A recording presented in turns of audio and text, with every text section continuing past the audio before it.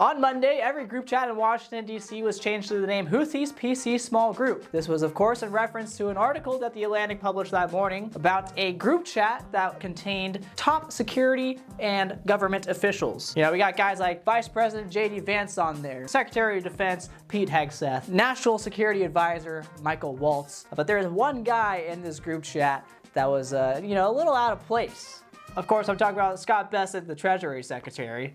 And also, you know, the guy from The Atlantic. In this group chat, top security officials were discussing their weekend plans. But these aren't your normal weekend plans of, you know, which bar are we going to or who's hosting the big game. No. This is American government officials, baby. We're discussing whether or not we're gonna bomb a foreign country or not. Can you guess what they did? Jeffrey Goldberg then left the group chat, published the text messages, and has sent Washington and the media into a whole frenzy. The left is calling for Pete Hegseth and Michael Waltz to resign. The White House is downplaying the severity of the situation. And amongst it all, no one really cares that the U.S. murdered 53 people, 5 of which were children. Welcome to Battleground USA. My name is Kyle Reid, and today we're going to be talking about the story that was so absurd this week that even Chuck Schumer thought that he could get on the action and relieve some of the pressure off of him. Oh, Chuck. Don't think we forgot about you. So I'm sure you've already heard this story. It's been all over the news, but just to recap it real quick, because it's a fun story. Well, the text messaging part is fun. Not the bombing. That part's not fun. Atlantic editor-in-chief Jeffrey Goldberg was added into a group chat where top U.S. officials were weighing in on whether or not they should bomb Yemen, one of the poorest countries in the world, by the way. Monday morning, Jeffrey posted an article in The Atlantic that showed off some, but not all, these text messages, writing that he was mistakenly added to this group chat that he at first thought was fake until the bomb started dropping.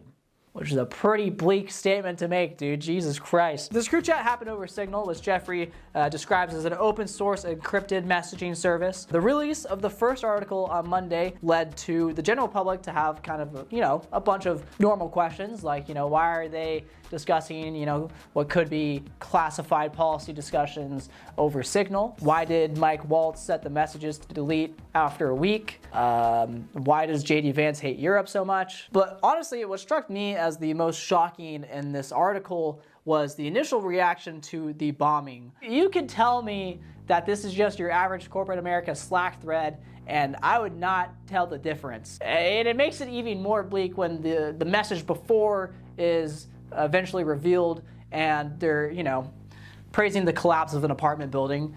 That thumbs up emoji, it's really something. The original article published on Monday alluded to the fact that there is more information shared in this text messaging thread, but Jeffrey did not want to share that information because he thought that it was classified. But then the White House spent, you know, all day Monday and Tuesday talking about how what was discussed in the group chat was not classified information and that no one was texting war plans. Nobody's texting war plans. Nobody's texting war plans. Nobody was texting war plans. Trump talked about how Waltz, you know, just made a silly little mistake. You know, it happens, man. Don't you hate when you accidentally add someone into your group chat talking about whether or not you should bomb a foreign country? You guys may call that a breach of national security, but here in America, we call that Thursday. Waltz on Tuesday had a pretty interesting appearance on Fox News, where even Laura Ingraham was a little uneasy about the White House's messaging on this situation. But how did it end up in your phone? That's what we're trying to figure out. Okay. I'm sure everybody out there has had a contact where it was said one person and then a different phone number. But you've never talked to him before, so how's the number on your phone? Well, if you have somebody else's contact and then then somehow it gets someone sucked sent in. You that it gets contact. sucked in. What the fuck are you talking about? It gets sucked in. I mean, dude, you cannot convince anybody with this bullshit, bro. So after a bunch of hearings of, you know, security officials talk about how nothing in the message thread was classified, Jeffrey Goldberg was like, hey, I'm really getting bullied over here about not releasing the full text thread. I'm gonna release the text thread. And Caroline Leavitt was like, hey, you know, nothing was classified, but I really wanna do that if I were you. And then, you know, he released the full text thread. So on Wednesday morning, the full text thread was released, and this gave Washington a whole new shitstorm to deal with. We are working very hard to find out how this number was inadvertently added to the group chat. It remains a mystery. Now this is where the mental gymnastics really starts to play in here. We got two main characters, okay? We got Pete Hegseth, we got Caroline Leavitt. Let's check in with what Pete Hegseth is saying here. Well, I noticed this morning, out came something that doesn't look like war plans. There's no units, no locations, no routes, no flight paths. You know who sees war plans? I see them every single day. I looked at them this morning. I looked at attack plans this morning. Oh, Jesus, this guy's getting so riled up he might actually leak actual war plans just to prove his point. Those aren't war plans, man. I see war plans. You want to see fucking war plans? I'll show you goddamn war plans. And then he's gonna leak his fucking plan to invade Canada. Now, here are the war plans in question. Let's take a look here. 12:15 Eastern, F-18 launch. Okay, good to know. 13:45, first strike window starts. Okay. Oh, we got some drones. More drones launching. Pretty cool. 14:15. This is when the first bombs will definitely drop. All right, and if they haven't dropped by then we know this Jeffrey guy is a Houthi informative. I'll let you make your own conclusion on, what these are: war plans, attack plans, dinner plans. It certainly looks like a plan to me, or at least, concepts of a plan. Levitt also had a press appearance on Wednesday, and she was classic Caroline Levitt. But the mainstream media continues to be focused on a sensationalized story from the failing Atlantic magazine that is falling apart by the hour. If this story proves anything, it proves that Democrats and their propagandists in the mainstream media know how to fabricate, orchestrate, and disseminate a misinformation campaign quite well. There was no classified information transmitted. There were no war plans discussed.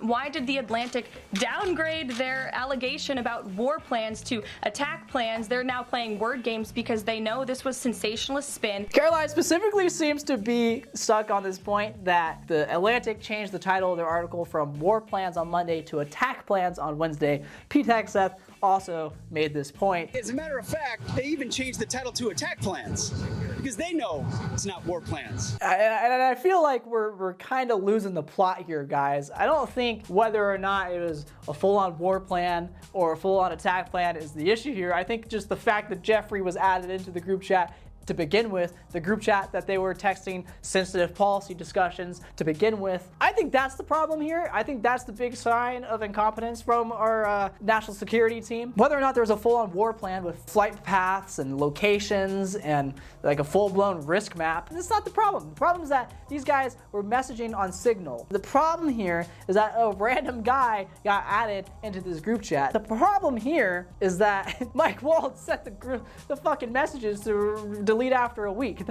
That's illegal, okay? You can't do that, man. There are plenty of people on the left making their case for why this is a very incompetent thing to do and why this could have turned into a big disaster. One of the things that I keep seeing get thrown around is that Steve Witkoff, the special envoy to the Middle East and Ukraine, who was in the group chat, was also in Russia at the time of the group chat, having a meeting with Putin.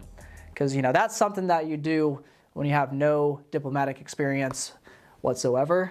I mean, if Tucker Carlson can do it, so can you, I guess. People are saying that Steve didn't have access to his personal phone. It is worth noting that Steve didn't message in the group chat thread until after the bombs dropped, where he, dropped a tasteful bicep emoji, a couple fire emojis. These are the same people that are saying this. And this has been the most successful first 2 months of any administration ever, which is exactly why they are doing this. So I'll let you make your own conclusion on whether or not he had access to his personal cell phone in the Kremlin. Another thing I keep seeing the Democrats talk about is that, if the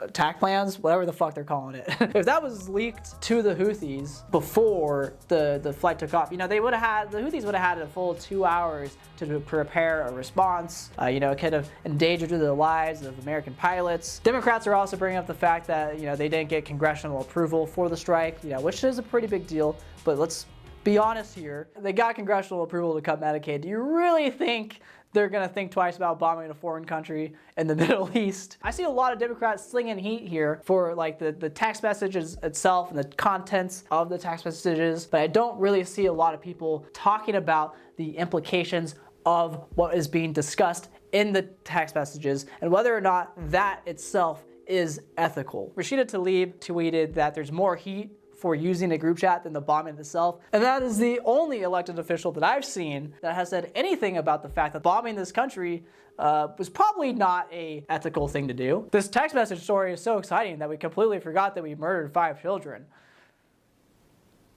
Yeah, these strikes against Yemen, by the way, they're still happening. This wasn't just a one and done type of thing. And then call me the guy that's too woke, okay? But I seriously don't think we need to bomb an entire apartment building just to kill one guy.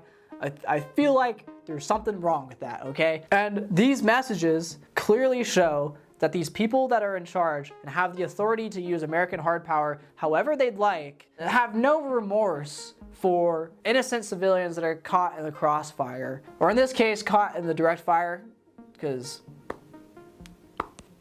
let's be honest, they're aiming for the apartment building. The text message thing, yes, it's bad, it's a national security risk, but I think we should be focusing on whether or not we really need to be bombing one of the poorest countries on Earth. So what happens now? Well, I'm gonna guess nothing, honestly. If this administration cared the slightest bit about competence, then these guys would not be in charge in the first place. Pete Hegseth, he's not gonna resign. Mike Waltz, he's not gonna resign. Marco Rubio wishes that he could resign. And I could be wrong about this, but I don't think so. I mean, the way the White House is talking about this, it really just seems like they're not going to do anything about this. As this story becomes just another one of the many scandals of this administration, I think it's important to remember this quote from Nathan J. Robinson. The scandal should be about the bombing, not the text about the bombing.